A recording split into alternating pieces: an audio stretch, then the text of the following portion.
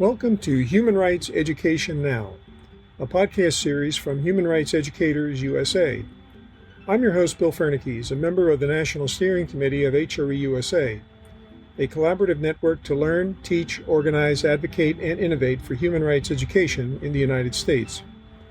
This podcast aims to raise awareness about human rights education and invites listeners to engage with the worldwide movement to make human rights education a core focus of educational programs from preschool through higher education, and in both non-formal and informal community educational settings.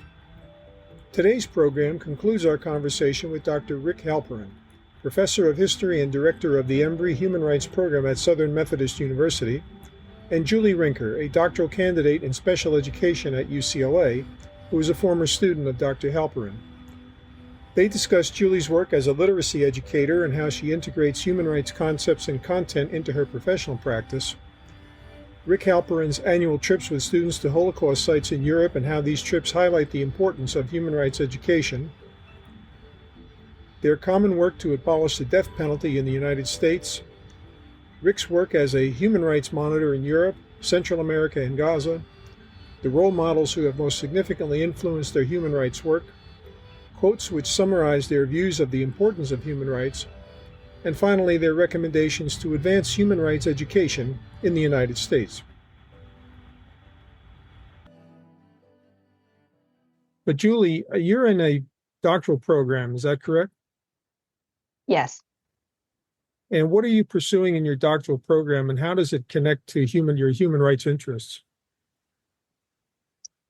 I am studying special education, and for me, it connects to my human rights interests because when I was teaching public school students, mostly in Texas, but also in Tennessee, I noticed that the reading intervention programs that I was being trained on how to use with fidelity were not created with the kinds of students that I was teaching in mind. I noticed that whether the students were, in high school or late high school, and the same materials were being used, for 8 and 9-year-olds, that was a problem. But also, just the kinds of life experiences that were being depicted were not culturally relevant for the students that I was providing the interventions to, and I felt like the specific school I chose had a center for dyslexia, diverse learners, and social justice. And I felt like if there was going to be any place that considered the possibility of building a literacy intervention on the foundation of a human rights education, I could see it happening there. So that's my goal with my PhD studies, is to kind of consider what kinds of interventions are going to be most appropriate for older struggling readers. And I think, I think there's an enormous opportunity to use human rights education at the center of this. The numbers of students who are struggling readers is only growing, sadly, with the introduction of the digital world. Students are reading a lot more shallowly than they ever have before.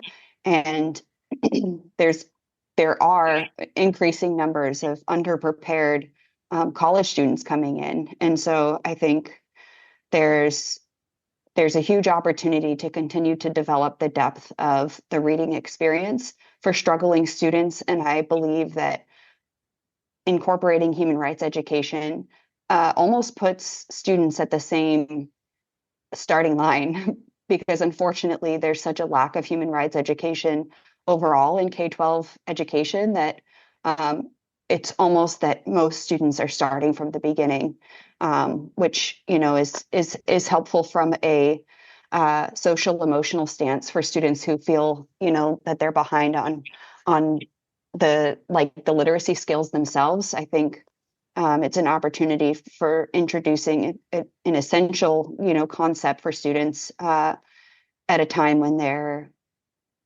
they would most benefit from gaining those skills, or they would benefit from growing as readers at that stage in their life. Well, I think you raise a very important issue, and that is the importance of engaging students in a way that not only meets their interests, but sets high expectations for them. And for an example, I think is it's not the same thing as reading a summary of Night as reading all of Night. And therefore, I think you have a great challenge there because unfortunately we have too much of this sort of simplification taking place. I want to turn to the death penalty, though, because both of you have been active in that for many years. And I'll start with you, Rick, and then we'll go to Julie. What do you see, Rick, as some of the achievements, but also the challenges that remain in this really decades-long effort to abolish the death penalty? Well, the achievements clearly are, I think you alluded to it a little while ago, Bill, that the death penalty is less common and less popular, if one could use that word, in our country. We used to have over 35 states that carried out executions, and hundreds of people a year nationally in the 80s and 90s cumulatively were either death sentenced and or executed. 98 people one year, and half of them were here in Texas. But in the last 20 years or so, I think Americans have become better educated about the institution of the death penalty and can have come to accept the fact that factually, as Amnesty has been arguing for decades, it is everything that Amnesty and others have said it is. It's mistake prone, it's racist, it's cost inefficient, it's not a deterrent, and people have come begrudgingly and slowly to understand that we don't have to execute people to keep America safe in these years of violence which racks our society. And most of America has learned that. Not surprisingly, the South hasn't. There are definitive links to racism and killing people, and always have been in this part of the country, in the ex-Confederate states. So it's not a surprise. This institution is the longest running institution in the country. It's very difficult to change people's hearts and minds, especially political people who use these terrible crimes to get elected. So we have had some success, lots of success. A pro-death penalty court now, of course, ended the ability of this country to kill juvenile offenders. We don't execute persons with intellectual disability. And we've even had some states now pass laws and have legislation pending to prohibit the execution of persons with mental illness. And if that ever became the law in all of the death penalty states, for all practical purposes, the death penalty would cease, because the overwhelming majority of people who are sentenced to death have some form of mental illness. That's the real struggle going on in the abolitionist community. The difficulty, I think, still, and we're seeing it now play out tragically across our country, is states, especially here in the South, using their lust to kill because they can't get the drugs of lethal injection to kill people, to either now initiate nitrogen suffocation, which Alabama has committed for, and Louisiana's fixing to do the same thing next week, to use a new method of killing people, which has proven to be barbaric and grotesque and torturous for the 4 men who have already endured it, nitrogen suffocation. Or, if states don't want to enact this new method, now to begin to revert to older methods that were long since abandoned, most notably firing squads and the electric chair. Idaho, Arizona, South Carolina, they all have bills before those legislatures to add these methods. Tennessee to re-add the electric chair. So, these are dark days. So while the number of persons being death sentenced is drastically down, there is still a lot of work to do for abolitionists in particular and human rights activists in general to help eliminate this scourge across the American South and in this country, to eventually get to a death penalty free America. It's been a long struggle my whole life, and it's not at hand yet. We're closer, but it's just too damn frustratingly slow. Julie, the death penalty is an issue that for some people is very distant from them. What inspired you to pursue its abolition?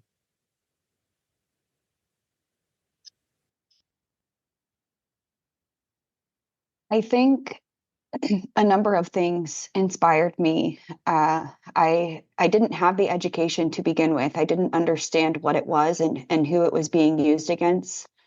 But once I did begin to understand those details, I thought about a story facing my own family. A family member who had an act of violence against them, and resulting in their death, and the circumstances of the death, including other crimes that would have meant that the perpetrator of violence received the death penalty had it happened in a state or a zip code, that pursued the death penalty. This crime happened in California at a time when the death penalty wasn't, pursued in this case. And what I'm trying to say is that the person who committed the crime spent a number of years in jail, and my family was in contact with this person who committed the crime against my aunt. And, I've just come to understand that person is not the same as they were when they committed the crime. They had the possibility of changing over the number of years that they spent serving out their sentence. And, in this case, in my family specifically, the person committing the crime against my aunt was my cousin. It's not always the case that there's crimes within families like this, but the fact that, we had love for both the victim and the perpetrator has kind of made me see this issue a little bit uniquely, I think. But also, like, the possibility for change, I think, it's very obvious to me. Not that, every person who commits a crime changes, but I'm grateful that the state didn't pursue the death penalty in this case. And I would just say, another thing that's made the work personal for me is becoming involved in cases like Melissa Lucio, where like issues of race and gender are at work to just like cause damage in so many people's lives. And so I just see it like a big opportunity among young people to kind of educate them on what really is going on, rather than what we think is happening. Or these cases are kind of so far removed from the cities that many of us live in that we don't spend a lot of time thinking about it. But one person I wanted to mention that's been kind of a person I think about a lot. He came to the Fast and Vigil in Washington, D.C. It's just an event where a group of abolitionists come together to educate the public about what the death penalty means in the United States, and how it keeps equal justice under law from happening for this group of individuals. But Dale Brumfield was there in 2022, and he talked about his efforts in Virginia. He kind of like systematically visited churches, and he educated people in churches about what the death penalty actually was. And this reminds me of Thomas Clarkson.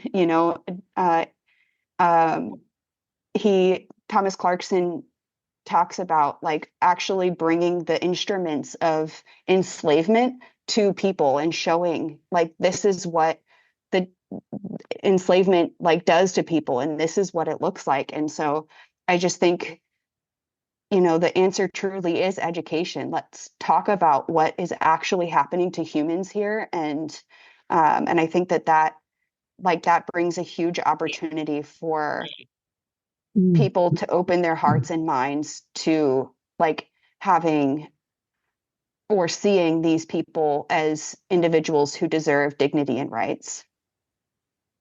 In other words, making them human beings who are closer to them than they think. Would that be a fair statement? Very fair, yes. Now, Rick, I want to shift gears a little bit and ask you about your work as a human rights monitor. You've worked in Northern Ireland, El Salvador, and the Gaza Strip. How were you chosen for those, and what impact has it had on your own personal work? Well, those are three pretty distinctive regions of the world at the time that I went in the early to mid 80s, while El Salvador was being ripped apart with violence.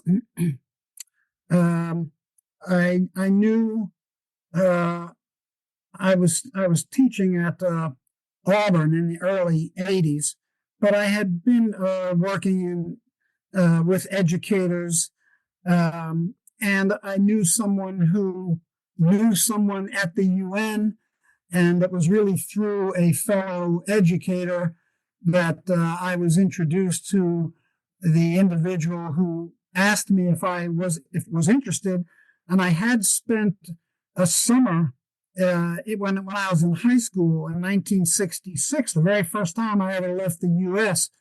I spent a summer in Chile as an exchange student, and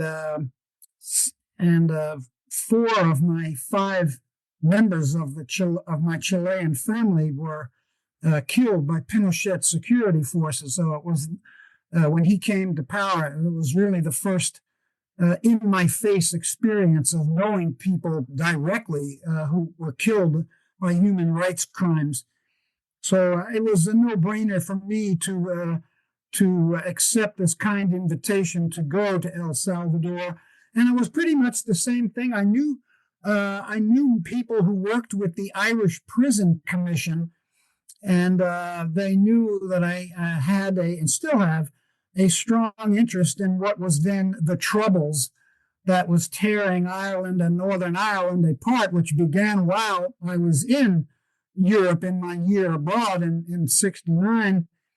And so I was asked, having been to El Salvador, and if I would be interested. And of course, I was very interested in that particular invitation and the civil sectarian strife that was tearing Ireland and Northern Ireland apart was very keen to me from a human rights perspective of what people were doing to each other. And in 1992-93, I was chair of the board of AIUSA, and the then executive director, Jack Healy, arranged for the two of us to go to Gaza and meet with Palestinian human rights activists. So my ability to go to Gaza was really via Amnesty and Jack's arranging that. It was during one of the intifadas, and this is way before, of course, October 7th and all the agony that has endured in Gaza prior to October 7th and certainly since. But I can say I've been very fortunate to travel extensively on behalf of Amnesty in particular around the world and taking students to a lot of places. But I had never seen anything. I'd never seen living conditions, and this was 1993, in January of 93. I'd never seen anything that horrific as to what I experienced for the week that we were in Gaza. It was beyond horrific. The Gaza Strip, and we were primarily in the northern portion of it, the Jabalia refugee camp, sealed off, nobody in or out, no food in or out, no garbage pickup, no electricity, no phone, no nothing. people would take their trash down to the Mediterranean and wait till the tide swept it out to sea. It was horrific. But the short answer is I went with the executive director of Amnesty, and it was a life-changing experience. All of them, but especially Gaza. Well, you mentioned Chile, and it's very interesting because when I was a senior at Rutgers in 1973, fall of 73, and the spring of 74, that was after the Chilean coup that Pinochet led, you might say. The former ambassador under Allende to the United Nations was my professor in a class on international organization because he had no job. He had been fired as soon as the military dictatorship took over. His name was Diaz Casanueva. I always remember him because you could just sense the sadness in the man when he would talk about what he was dealing with in the class. Well, I want to turn to our last three questions that are common for every interview we do on this podcast. And I'm going to start with Julie.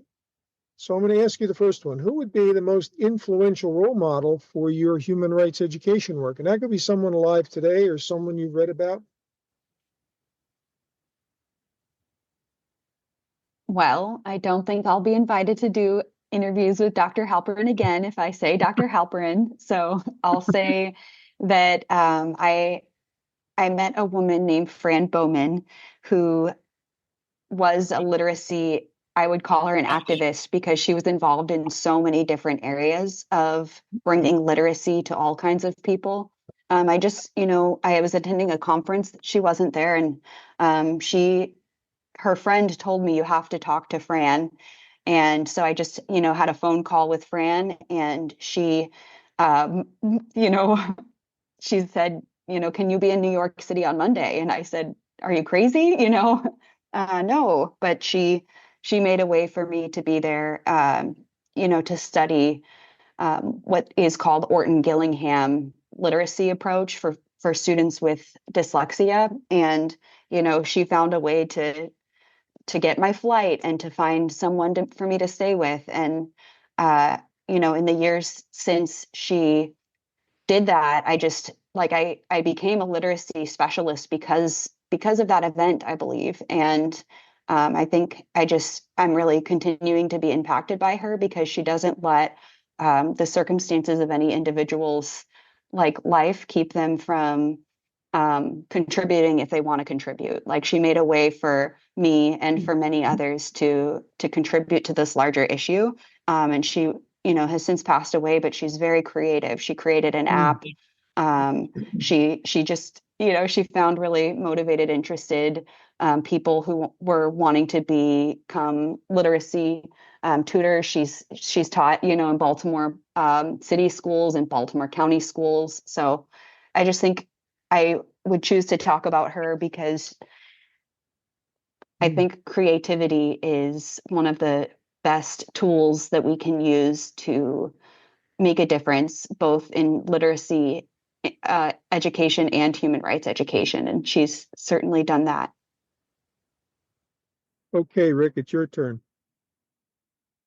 Well, for me, it would be Charles Hamilton Houston, the former dean of the Georgetown University Law School way back when, in a different America, who had the foresight, living under Plessy versus Ferguson, who had the foresight to realize that the best and most effective way, and he was proven correct, to challenge and eventually overturn Plessy was via the courts, and who helped educate and train a generation of lawyers who succeeded in that struggle, and most notably, of course, Thurgood Marshall, his protege as a student, who led the effort in so many civil rights cases, including the Brown v. Board of Ed decision that got rid of Plessy. But Hamilton, Mr. Houston, the idea that he could have the vision to see that the law had to be changed from within the law, and using a legal education, but still education, for a generation of young people. And I took and still take great inspiration from that vision. Now, my role is I'm not in the Department of Education here at SMU. I'm in the history department. I don't educate teachers. I educate students who go on to do a wide range of things in their life. But I say throughout the class that I think among the most important aspects of my job as a human rights educator is to help anybody, student or anybody in society, to stop saying that very dangerous phrase related to human rights, which is, I didn't know, or even worse, I didn't care.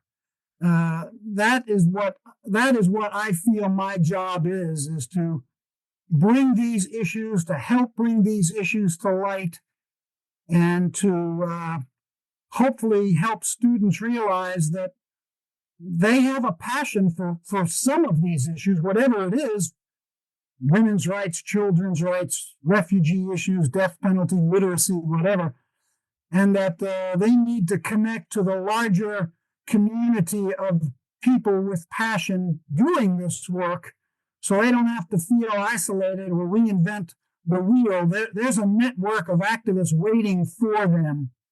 But hopefully that's not too long-winded an answer to repeat that Charles Hamilton Houston remains my face on my educational Mount Everest of inspiration. No, that's fine. The next question is, and I'll start with you, Rick, and then we'll go to Julie. What quote most effectively sums up for you the importance of human rights? Well, again, this one's a no-brainer. When we started our human rights program here at SMU back in 2006, I said, the tagline of our human rights program to me is the essential truth of human rights, and it was how I could pay tribute to my mom. And that phrase is simply, there is no such thing as a lesser person. And to me, this sums up what human rights is all about. We either fundamentally believe it and work and advocate and protect people's rights, or we live in a society that makes excuses to abuse, ignore, or hurt people because of who they are. So there's no such thing as a lesser person, says it for me. Okay, Julie, how about yourself? I hope it's okay that I chose two. The first one is reading is the ultimate form of befriending yourself for life, from Natasha McElhone, because I think reading is at the core of understanding who we are, and an understanding of who we are is where we move out to care for viewing the world through other people's eyes.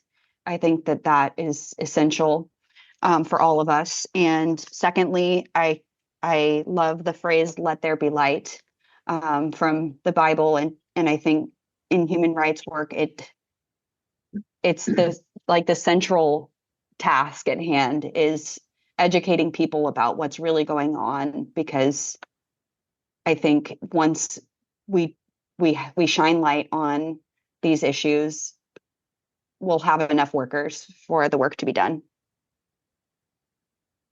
Okay, that reminds me of the symbol from Amnesty International, of course, the candle, which is to light a candle in the darkness. And our last question, if you had one recommendation you could make to advance human rights education in the United States, what would you do? We'll start with Rick. Well, again, this would be a no-brainer for me. I would make it mandatory. Human rights education should begin at kindergarten and be offered all the way through university at every school in the country for any age. And clearly, one doesn't need to get into the graphics when one is the disturbing of behavior for little children. But little children know what it means to be picked on, bullied, and targeted and discriminated against. They understand these concepts. And this is a subject like anything else, and we don't teach it. The world doesn't teach it, and America has, in my opinion, failed its youth, who are going to be the leaders of this country and new generation, when we don't talk about the pedagogy of rights and dignity. So to me, this should be mandatory from K through 12, every school in the country from Key West to Honolulu, bar none. Okay, Julie, you have the last word. I would love to see every single teacher, K through 12 at least, equipped to respond when they encounter a struggling reader. I believe the best way to equip those teachers is with human rights education and human rights texts. So let's bring underutilized resources, stories to every child through that one-on-one relationship. Well, you'd be very interested in the interview we're going to publish on Monday, because one of the people we spoke to at Equitas is a storyteller, and she publishes stories as well as writes plays for young people about children's rights. Her name is Candace Blake Amarante. So take a listen to that once it comes online on Monday. Well, this has been a fascinating conversation. And before I go, I wanted to mention to all our listeners that Dr. Rick Halperin was the 2024 winner of the Ed O'Brien Award from Human Rights Educators USA. So I hope everyone who's listening is giving him a round of applause right now. And I want to thank Julie and Rick for joining us today. And it's really been a pleasure. Thank you, Bill. Thank you.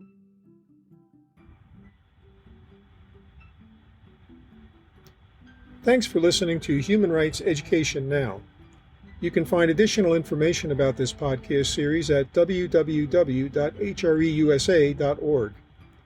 Each episode is available on the HREUSA podcast page, Spotify, Apple Podcasts, YouTube, Pocket Casts, Player FM, and Deezer.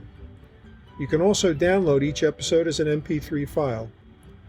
If you have questions or comments about this podcast, send them to Christy at hreusa.org. That's KRISTI at hreusa.org. Our podcast team includes producer and editor Bill Fernikes, executive producer Christy Redelius-Palmer, editor Elizabeth Schwab, sound designer and project manager Sabrina Sanchez, communications and public outreach coordinator Tia Hins, and production coordinator Jasmine Chizu Gota. Human Rights Education Now is a production of Human Rights Educators USA, a project of the Center for Transformative Action in Ithaca, New York.